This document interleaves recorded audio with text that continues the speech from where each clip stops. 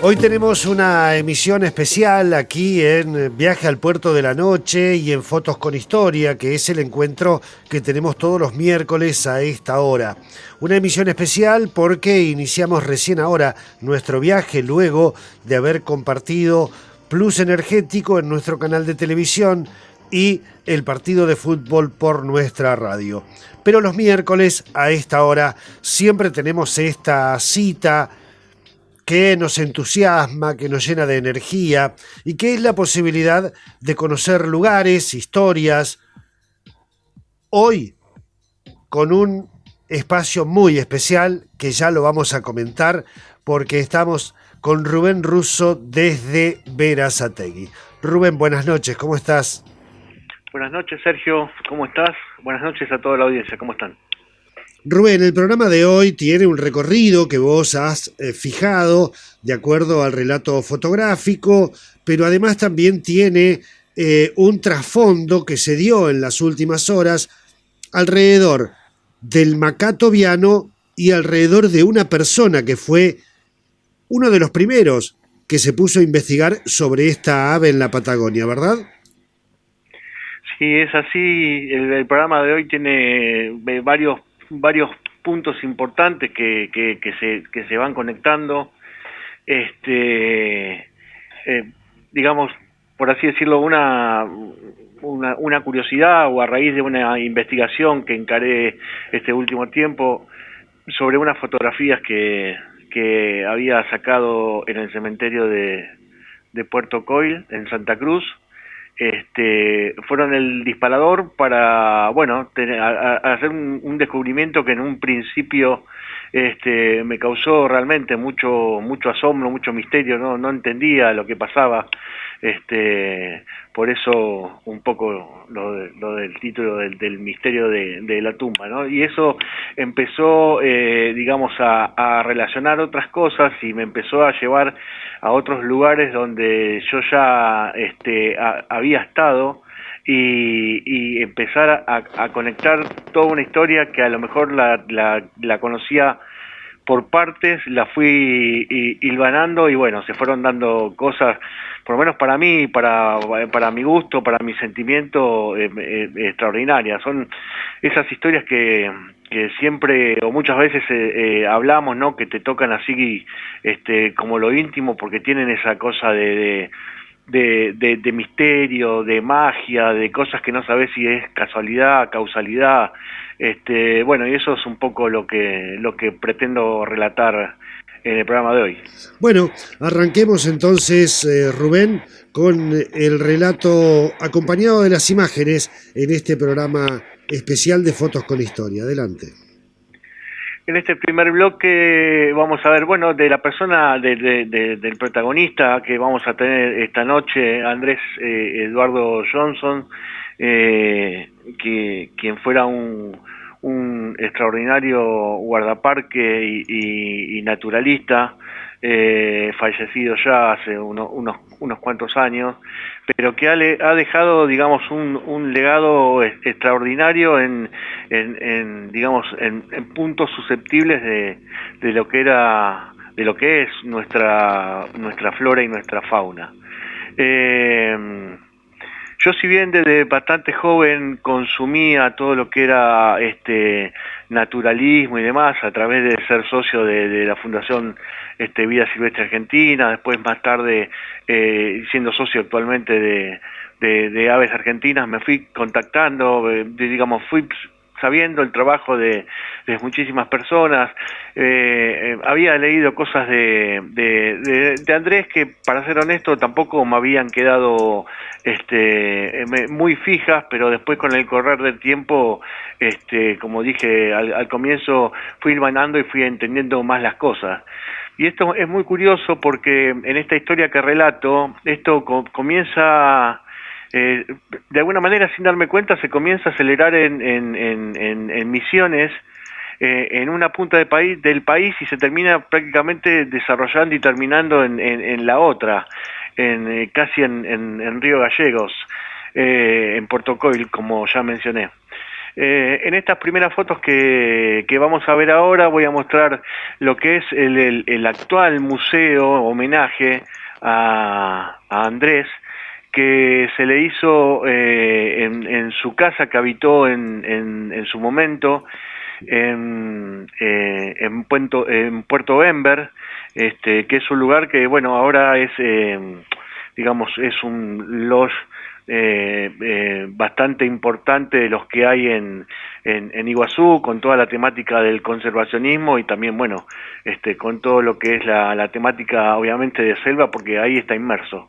Claro. En uno de mis viajes a Misiones, allá por el 2012, en una campaña en la que participé observando fauna, sobre todo aves, conozco este lugar y empiezo a, digamos, a conocer más, a empaparme más de la historia de Andrés, porque bueno, en esa casa que él había habitado durante muchos años está ambientada no solamente con todo lo que es su trabajo durante muchos años, como dije recién, sino también, bueno, hay como infografía de otros naturalistas y demás que van contando la historia de qué fue lo que hicieron, o qué papel preponderante tuvieron para la naturaleza ellos. Y sobre todo con el tema del estudio de las orquídeas, que fue lo que más llevó adelante y más meticuloso fue en ese sentido. De hecho, él hace un gran libro hasta hoy, que es Las orquídeas del Parque Nacional Iguazú, un libro súper estudiado, súper meticuloso, no solamente porque Andrés era un gran fotógrafo, realmente fue un gran fotógrafo, sino que también todo eso lo hizo hacerse un gran dibujante, porque bueno, muchas de las orquídeas tienen un tamaño muy pequeño y uno está obligado, para los que conocen algo de fotografía, están obligados a la utilización de la macrofotografía, fotografía macro, con todos esos problemas que ese tipo de fotografía acarrean en todo lo que es el campo y en ambientes donde no son controlados. Aún así es difícil en ambientes controlados también. Entonces un poco eso hizo que también se dedicara a hacer y a perfeccionar sus dibujos, y prácticamente sus dibujos eran fotografías. Así que con todo ese material él escribe un libro muy vigente hasta hoy, y yo creo que me atrevo a decir, uno de los mejores libros escritos sobre orquídeas que hay en el mundo. Tal es así fue su trabajo, que se conocían al momento que él más o menos comienza el estudio, alrededor de 14 tipos de especies de orquídeas, y cuando él ya, no digo que los termina, pero te digo, termina su parte ahí, ya se conocían 85 especies. Qué lindo, qué apasionante la vida de Andrés Johnson, que la estamos recorriendo ahora a través tuyo, Rubén.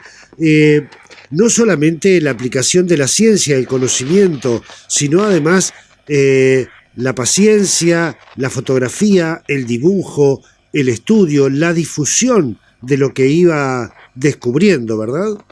Sí, sí, totalmente. De hecho, ahí también estamos viendo, bueno, esa pirámide que está ahí como apoyada en un escritorio, es la pirámide de plata, que es un premio muy importante que otorga la Asociación de Fotógrafos de Argentina por todo su trabajo, que fue inmenso fotográficamente, y de la parte de dibujo fue muy profuso en todos los aspectos y en todos los lugares donde estuvo. Realmente es un museo que, para los que estén por Misiones, es un museo que está bastante cerca de lo que es que Cataratas, está en la línea, por así decirlo, el corredor turístico principal de Misiones. Es muy lindo y muy fácil de recorrer, y uno también aprende. Ahí estamos viendo una maqueta, digamos, de lo que es el macato viano, perdón, una de las aves emblemáticas y endémicas de acá de Argentina y que tanto problema está teniendo con su población por diversos factores, y es otro de los grandes trabajos que él lleva adelante en parte de su vida. Como él termina guardaparques, tiene un pequeño paso como guardaparque nacional, digamos, por el Parque Nacional Iguazú, y después al muy poco tiempo ya pasa a trabajar en la Fundación Vida Silvestre, y bueno, y ahí es donde tiene todos los lugares, o va a recorrer todos los lugares que le tocan para investigación. Así que acá, digamos, es donde se empieza, en este lugar donde se empieza a profundizar mi interés y mis conocimientos sobre Andrés, que sin darme cuenta fueron digamos, la apertura de esta historia. Pues a lo mejor si yo no hubiese estado ahí, hubiese leído posiblemente algunas cosas, pero tal vez no me hubiese interesado tanto como me despertó el haber estado, el conocer el lugar, el haber estado en ese lugar y el haber profundizado más las cosas que él hizo. Claro, ahora vamos a pasar al segundo bloque de fotos, Rubén, donde, bueno, se relaciona este viaje que hiciste a Misiones, este contacto tan intenso, tan estrecho con Andrés Johnson, y pasar a nuestra Patagonia, específicamente a Santa Cruz. Sí, acá hoy vamos a hacer 3 bloques, digamos, en este segundo bloque. Lo que voy a adentrarme es un poquito más en la vida de Andrés, tanto en lo profesional como en lo familiar. Andrés nace, y quiero contar, después lo voy a ir desarrollando, ¿no? Que su vida, o algunos momentos de su vida, tiene unas curiosidades, ¿no? Que eso, que un poco lo que decía al momento, ¿no? Esas cosas misteriosas, esas cosas que no sabes si son casualidades o qué, pero bueno, las vamos a ir conociendo. Andrés nace un 1 de febrero de 1956, que en realidad es un 31 de enero del 56, o sea, inmediatamente un día anterior, que es el día también que había nacido su hermano mayor, el primero de la saga de, hasta lo que tengo entendido, 6 hermanos. Uh-huh. Y la historia cuenta que, si no recuerdo mal, él había nacido en el Mater Dei de Capital, y una de las enfermeras o las monjas que atendieron y que se enteró de este tema, de que había nacido en el mismo día que su hermano, cuando hace todo lo que es lo administrativo, los papeles, lo anota un día después, por eso el 1 de febrero, como diciéndole, le dijo algo así a los papás, como que él iba a tener su propia fecha de cumpleaños. Claro, me explico, o sea, que no iba a caer con la fecha de cumpleaños del hermano. Algo que parece risueño, es o sería una anécdota de color, por así decirlo, pero que realmente está bueno. Y bueno, la coincidencia de haber nacido en la realidad el mismo día que él, pero bueno, su cumpleaños está anotado el 1 de febrero. Ajá. Él estudia junto a su hermano. Bueno, ahí vamos a tener fotos de cuando él era pequeño, con sus hermanas. Él junto a Peter eran los mayores de una familia de 6 hermanos. Estaba, bueno, Andrés, Peter, Sally, Franz, Marianne y Alexandra. Ellos estudian, me refiero a Andrés y a Peter, el papá digamos, los hace estudiar como pupilo en un colegio muy prestigioso de Capilla del Monte, el Saint Paul, y ahí quedan ellos realizando, digamos, toda su formación de primaria y secundaria ya, así que ellos, además de hermanos, forjan así como una amistad y un amor profundo el uno por el otro, porque bueno, están viviendo como pupilos lejos de su familia, y bueno, hacen que su relación sea especial. eh, Ellos después, cuando ya terminan toda la parte de pupilo, Andrés vuelve a Buenos Aires, hace un intento de estudio bastante avanzado, 3 años de veterinaria, lo cual deja y comienza a hacer el curso de guardaparque, que en ese momento el director era Maurice Rumbold. Era también un famoso naturalista que lo había tenido como, Andrés lo había tenido como profesor allá en Córdoba, y bueno, imaginemos el Córdoba, Capilla del Monte, en la década de 60, principios del 70, un colegio en ese lugar, rodeado obviamente por naturaleza y por libertad, y bueno, así como chicos, no solamente por estudiar, sino por curiosidad, recorrían los lugares, bueno, miraban animales, los agarraban, los observaban, bueno, y ahí es un poco donde también se va gestando Relacionando. esto Claro, del naturalismo. claro, ahí se relaciona. Después, bueno, estudia como guardaparque, como dije, hace un pequeño corto paso por el Parque Nacional Iguazú, que era uno de los más importantes, el más importante, sigue siendo uno de los más importantes por la parte turística, digamos, por la cantidad de turistas que hay, pero ahora, digamos, hay muchísimos más para recorrer. este y inmediatamente entra a la fundación,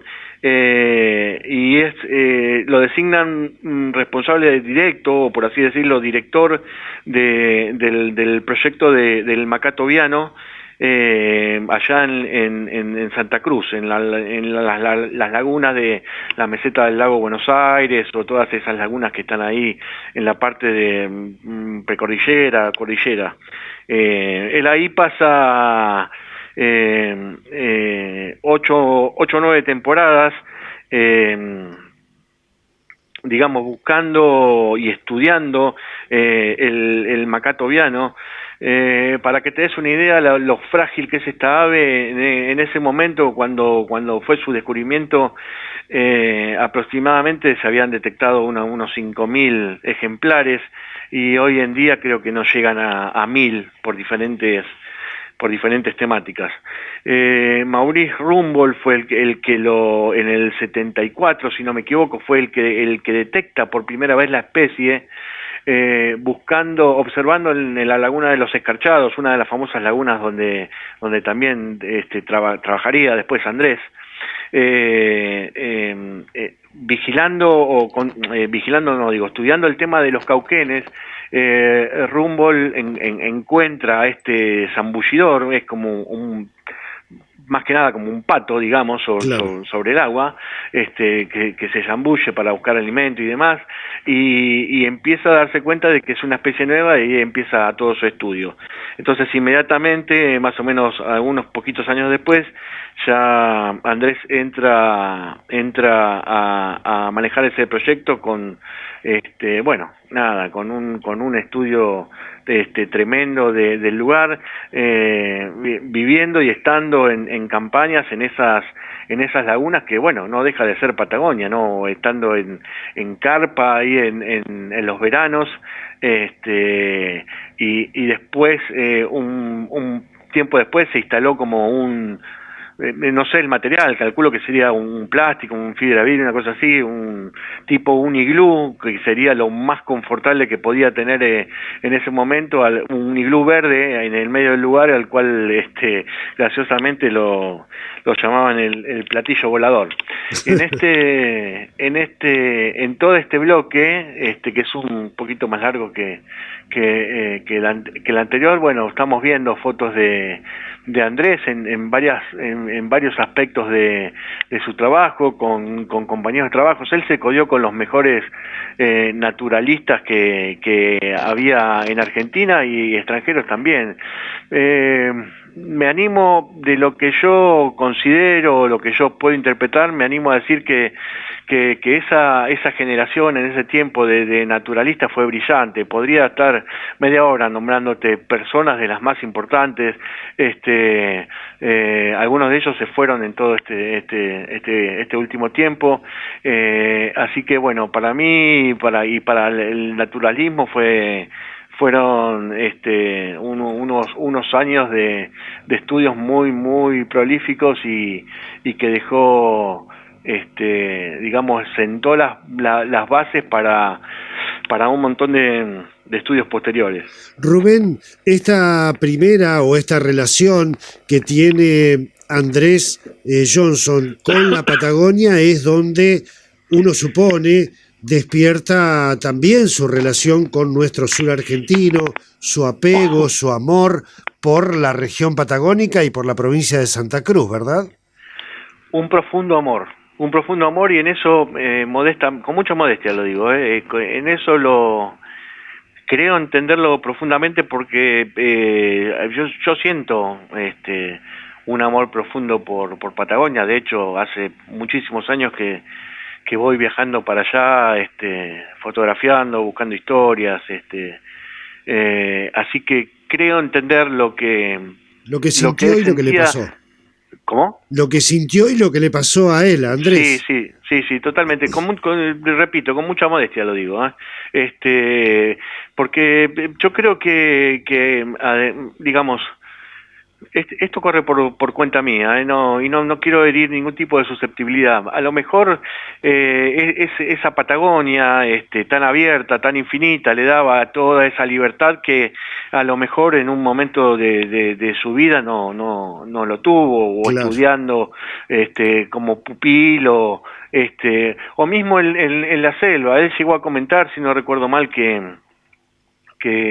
escuché que la selva era hermosísima y él la recorrió en todos los aspectos, y no solamente se encargaba de las orquídeas, se encargaba de un montón de otros animales y de la fauna, cuidaba de la selva del furtivismo, que hoy por hoy también es un gran problema, un grandísimo problema que se está acelerando muchísimo, inclusive hasta con lamentable muertes de guardaparques en todo lo que es América del Sur por esta problemática. Pero claro, ante la exuberancia en todo sentido de la selva y la rudeza del clima y del paisaje de esa zona de Santa Cruz, él algo sintió para que esa Patagonia le llegara mucho más al corazón. Sí, yo creo que es esto, yo creo que es la libertad, ¿no? Ese horizonte, claro, como decían, ese horizonte infinito. La selva es preciosa, o sea, yo me he instalado días en la selva, y la selva es preciosa, pero digamos, vos, si te pones a pensar bien, estás rodeado de un muro verde, claro, de 30 a 40 metros prácticamente en cualquier lugar donde vayas. Si es selva nativa, ¿no? Es selva que no ha sido modificada y demás.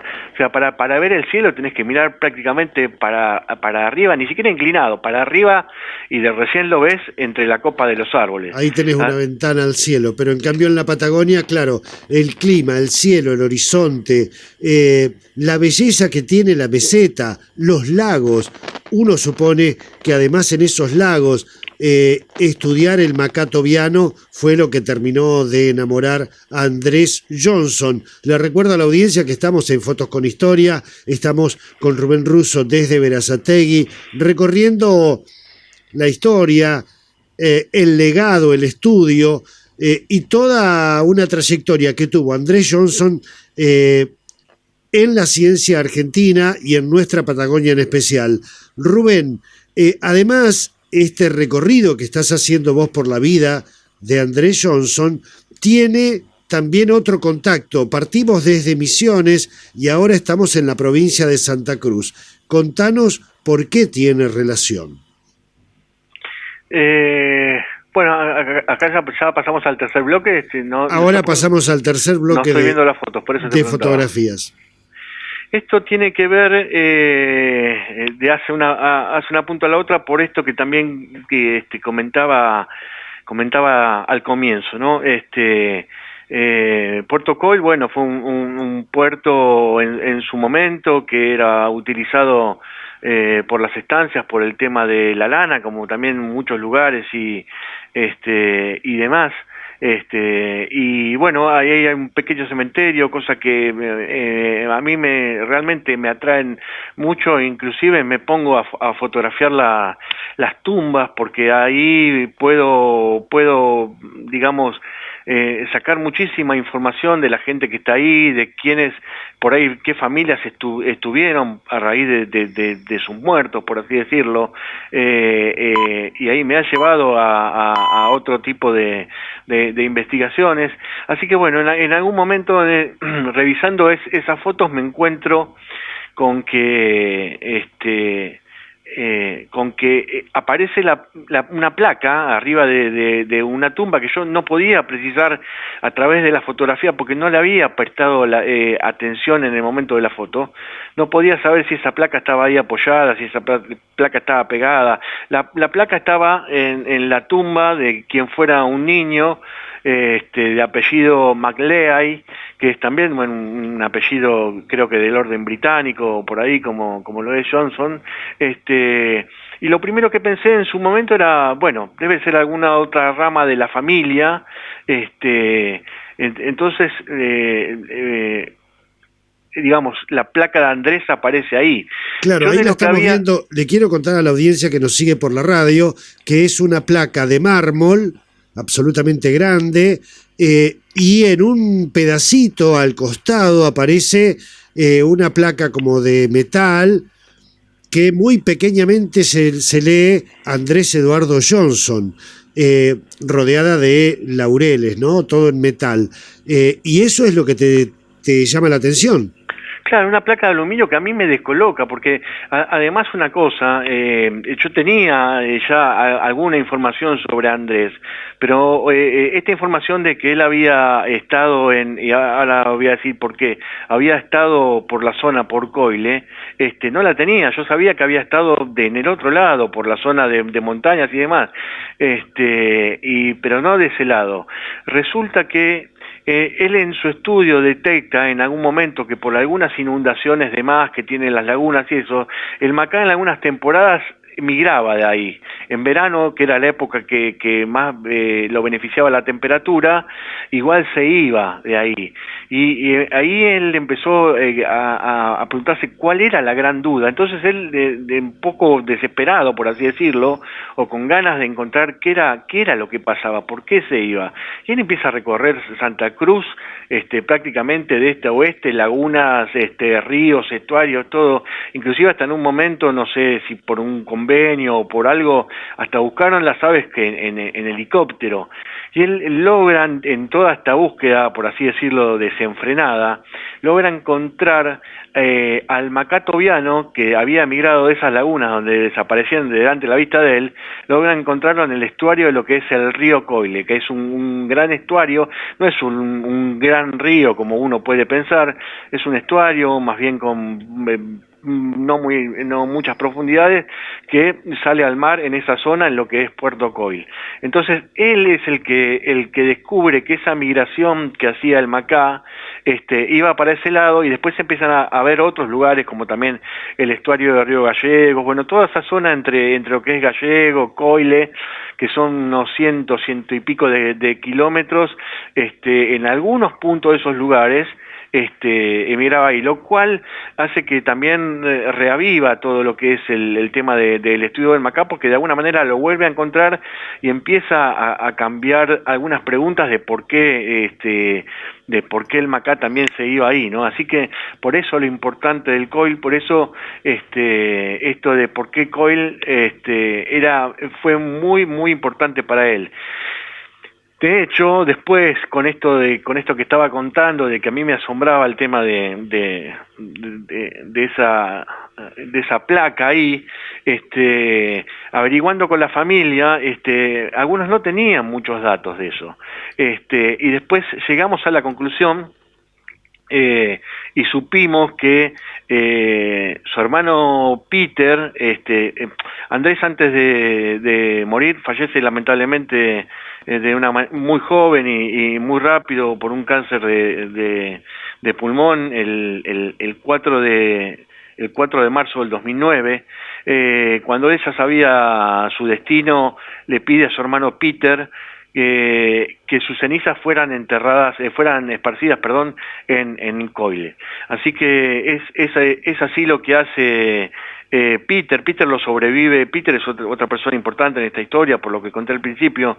Peter lo sobrevive prácticamente 3 años a Andrés, y él cumple con ese deseo.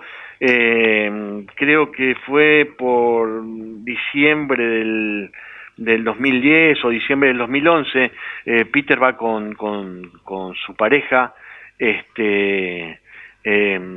y bueno, esparcen las cenizas allí. exactamente. Y bueno, seguramente lo que habrá pasado es que o habrán dejado la urna ahí seguramente la de madera, y se debe haber consumido con el viento, con las inclemencias de Patagonia, o directamente la habrán sacado y la habrán puesto ahí como identificar el lugar donde estaba él. No estaba enterrado sus restos ahí, pero estaban esparcidos por todo el lugar.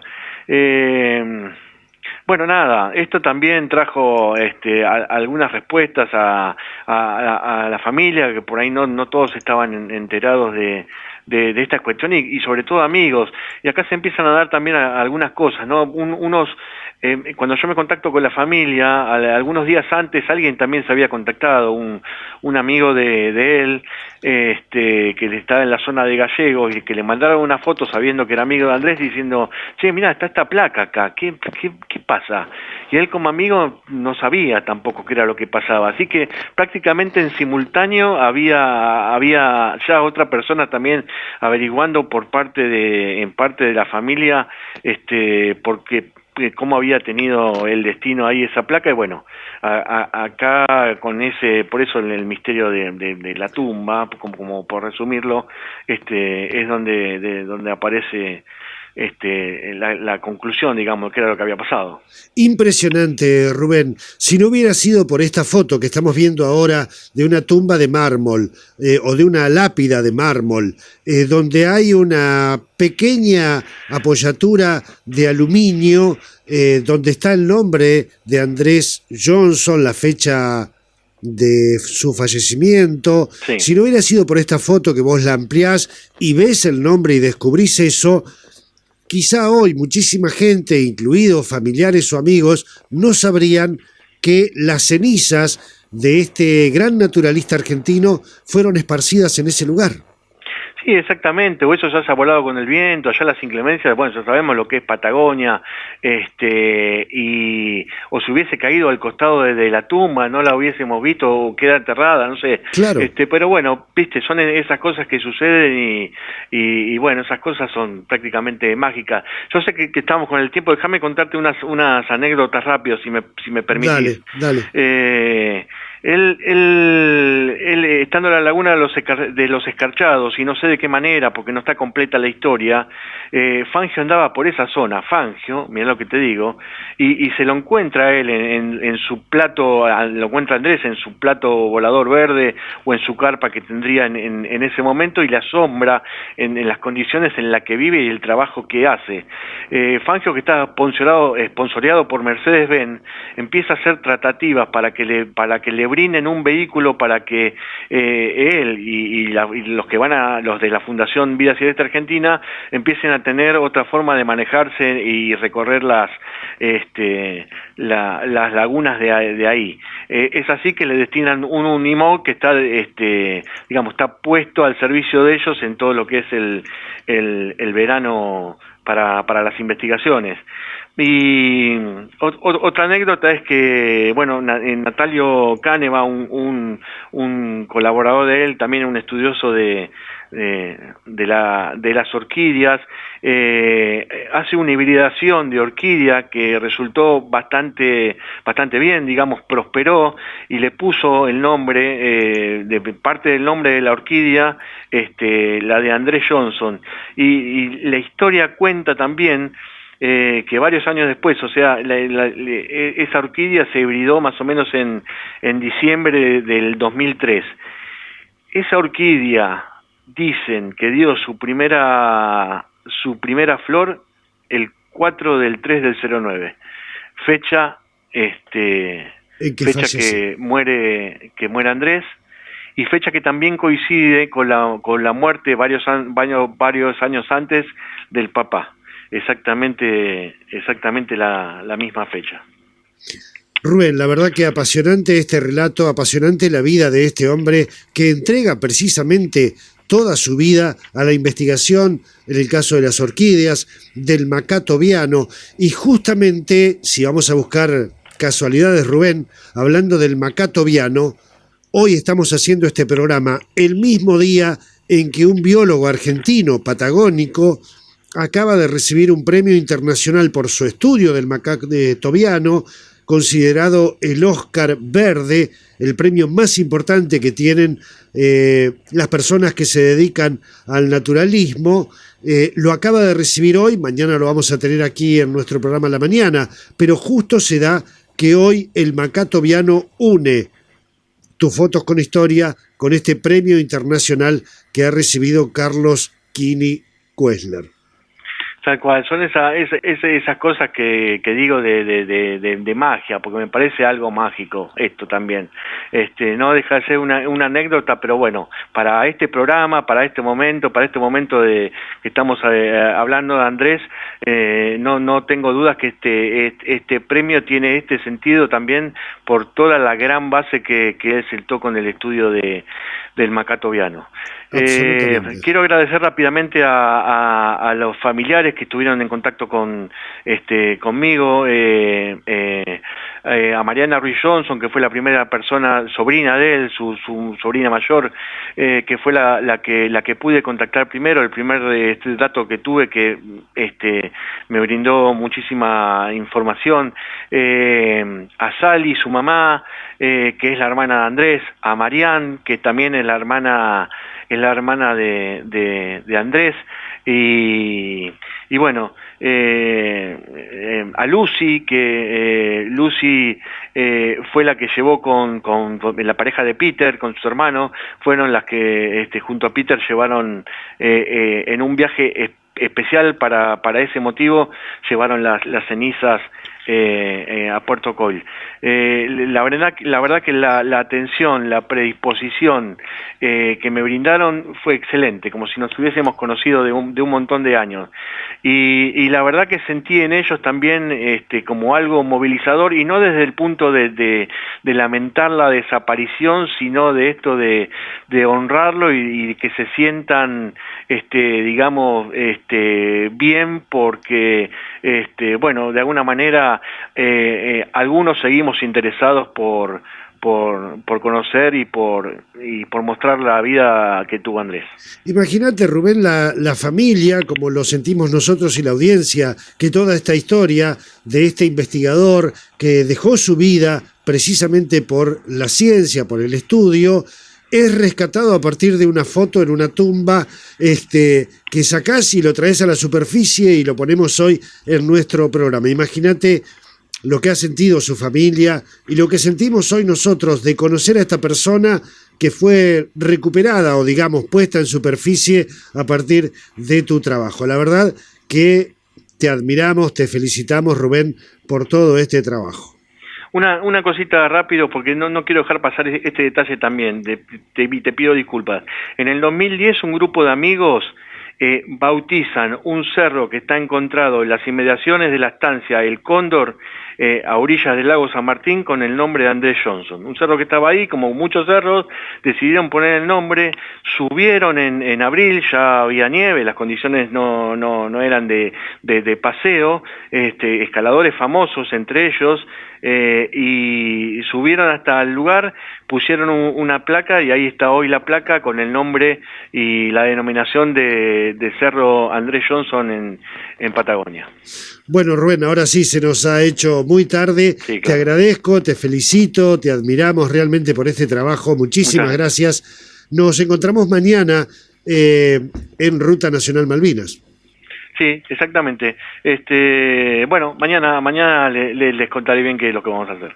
Felicitaciones por este trabajo, muchas gracias. Nos volvemos desde Berazategui, estábamos allí con Rubén Russo en este nuevo programa especial, realmente conmovedor, de Fotos con Historia.